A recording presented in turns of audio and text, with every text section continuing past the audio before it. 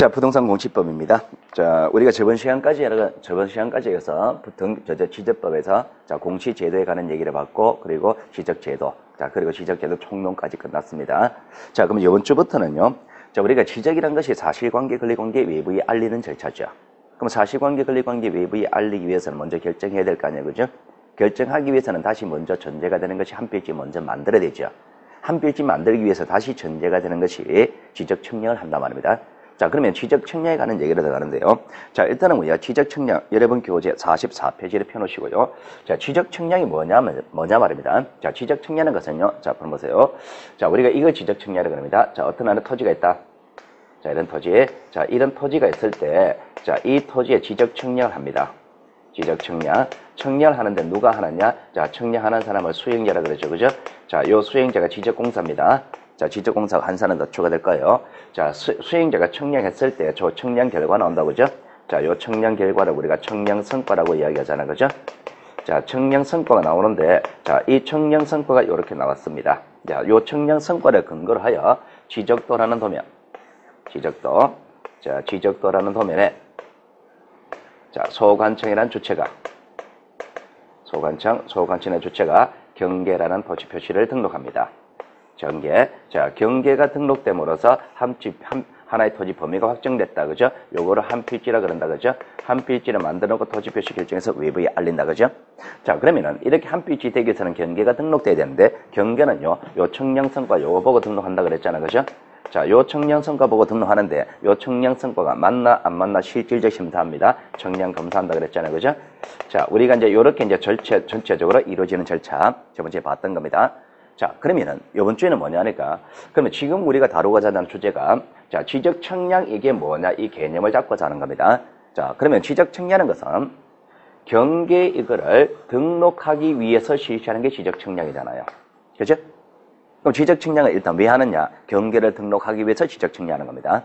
자, 한편, 이렇게 될 수도 있습니다. 자, 여기 토지 소유자 갑입니다. 갑. 자, 옆에 토지가 하나 더 있었다 칠게요. 자, 을의 토지가 하나 더 있었다 칩시다. 자, 그러면은 도면에도 을의 토지가 하나 더 등록되어 있겠죠. 그죠? 자, 요게 갑 토지고 요게 을 토지입니다. 자, 이럴 때 이 갑과 을의 소유권의 범위는요. 요 도면에선 요게 소유권의 범위입니다. 요 소유권의 범위인 경계를 등록할 때는요. 실제 지상에 어떤 지형 지물이 있었겠죠. 그 지형 지물이 자, 둘 다 논이다 그러면은 논두렁이었을 거예요. 둘 다 집이다 말입니다. 집이다. 대다 그러면 여기 담장사가 나왔을 거예요. 그럼 요 논두렁이나 담장, 즉 지상에 표시된 표지를 기준으로 청리해서 경계를 등록한 거예요. 자, 이런 상태에서 이 갑과 을의 소유권의 범위인 도면의 경계 요거는 확정입니다. 100년이 가도 안 움직여요. 그런데 요 경계 위치를 나타내는 지상의 표시물이 있죠. 그죠? 그걸 표지라 그래요. 표시물. 요 표시물은 움직일 수가 있습니다. 만약에 담장이었단 말입니다. 담장이었습니다. 여름에 장마철입니다. 비가 왔습니다. 무너졌습니다. 자, 담장을 새로 쌓아야 되죠. 그죠? 새로 쌓아야 됩니다. 누가 쌓느냐? 갑과 을이 공동으로 사용할 부분이기 때문에 같이 쌓는 게 맞아요. 같이 쌓는 게 맞는데, 그런데 문제는요, 갑이라는 사람이 을한테 가서 그럽니다. 내가 한 살이라도 젊었으니까 내가 쌓을게 라고 친절히 이야기하는 거예요. 순진한 을이 네가 쌓아라라고 했습니다. 자, 물고 들어갑니다. 이렇게 해서 한 30년 동안 한 5번 무너졌단 말입니다. 조금씩 들어옵니다. 야금야금 들어오니까 이만큼 들어온 거예요. 을은 느끼느냐? 못 느낍니다. 자, 언제 느끼느냐? 을이라는 사람이요. 자, 옛날 집이 있었습니다. 집이 살기 불편해서 헐어버리고 새 집 짓는다 가능하죠. 그죠? 그럼 측량해보겠죠. 측량해봤을 때 그러면 이 담장의 위치는 이제 바뀐단 말입니다. 그러면 측량을 다시 해보니까 을이라는 사람은 이거 아니거든요. 여기였단 말입니다. 그럼 을이 이제 갑한테 가서 그러겠죠. 원래 이거 아니잖아. 여기였잖아. 나가. 이렇게 이야기하겠죠. 그죠? 갑은 나갑니까? 나갈 것 들으면 들어가지도 않습니다. 그럼 무슨 얘기냐? 이 담장의 위치에 대해서 분쟁이 생긴 거예요. 자, 분쟁이 생겼을 때 해결하는 방법은요. 둘이 싸워서 말로 해서 될 일은 아니다 말입니다. 서로 여기가 맞네, 여기가 맞네 싸울 거 아니에요. 그죠? 그래서 싸울 필요 없이 원래 담장의 위치가 있었죠. 어디냐? 요거잖아요. 요게 원래 담장의 위치였잖아요. 그죠? 그러니까 이렇게 실제 지상에서 경계 위치에 대한 표시물이 분쟁이 생겼을 때는요. 요 도면의 경계 요거를 지상에 나타냅니다. 자, 경계 이거를 지상에 나타내는 걸 복원한다 이렇게 표현하면 되겠죠. 그죠? 자, 복원한다 말입니다. 복원하기 위해서 측량해야 되겠죠. 그죠? 측량해서 복원합니다. 여기야 그러면 게임 끝나는 거예요. 그죠? 그러면 이 사례와 같이 경계 이거를 등록하기 위해서도 지적 청량하지만 여기와 같이 경계 이거를 지상에 복원하기 위해서도 지적 청량해야 되겠죠. 그죠? 그러면 결과적으로 지적 청량은 언제 하느냐 말입니다. 경계 이거를 등록하거나 경계를 복원하기 위해서 지적 청량한다. 이렇게 이야기하는 겁니다. 그러면 여러분 책에서 보시면은요. 44페이지 제일 하단부 가보세요.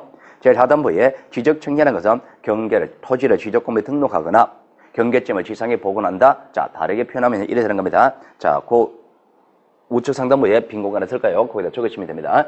그러면은 지적 청량하는 것은 법에서는 토지를 등록한다. 경계점을 지상에 복원한다 라고 표현하지만은 어쨌든 결과물은요. 경계를 등록하거나 경계를 복원하는 결과물로 나타납니다.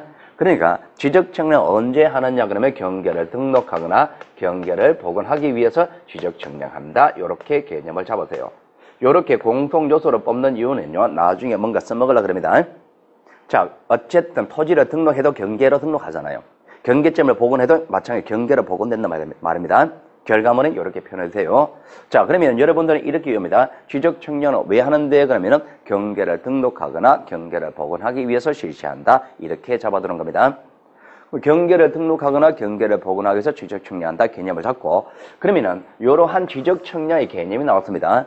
그러면 이렇게 의의가 나왔잖아요. 그죠? 첫 번째 의의가 나왔습니다. 그럼 이러한 개념하에서 두 번째 청량한다. 언제 할 거냐? 대상이 문제될 것이고 그럼 요러한 경우에 청량한다라고 나왔죠. 그죠? 그럼 세 번째 누가 할 건데 주체가 문제가 되는 거예요.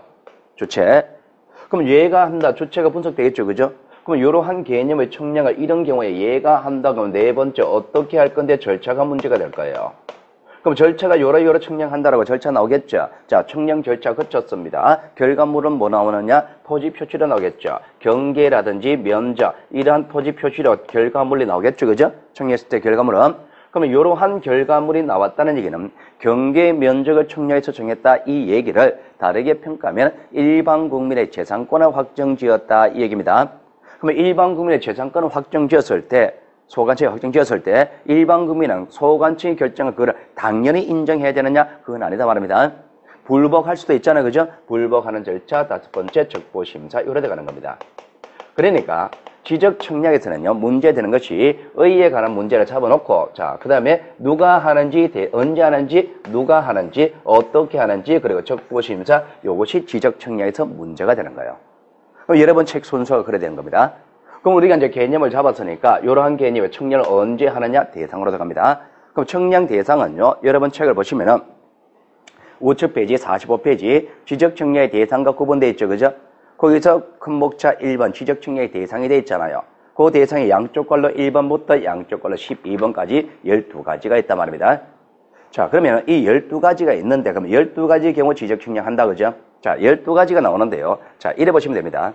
여러분 시험에서 지적 청량의 대상 13가지입니다. 원래 하나 더 추가됐으니까. 지적 제조사 청량이 하나 더 추가됐습니다. 자, 그러면 13가지 청량 대상을 전제로 두고서 여러분 시험에서 제일 자주 묻는 주제 중에 하나가 청량하는 경우가 아닌 것은 이거 제일 자주 묻습니다. 매년 나온다고 보시면 됩니다. 물론 작년에도 나왔고. 그러면은 여러분들 입장에서 청량 대상 이거를 13가지를 전제로 두고서 여기서 4개 뽑고 단어가 섞을 거 아니에요. 그죠? 대상이 13가지가 있단 말입니다. 13가지 중에서 자, 청량하는 경우가 아닌 것은 1번, 2번, 3번, 4번, 5번 5개 있단 말입니다. 그러면은 여기서 4개를 뽑고 그리고 아닌 거 하나 섞어서 이거 찾아라. 이거 시험 문제일 거 아니에요. 그죠?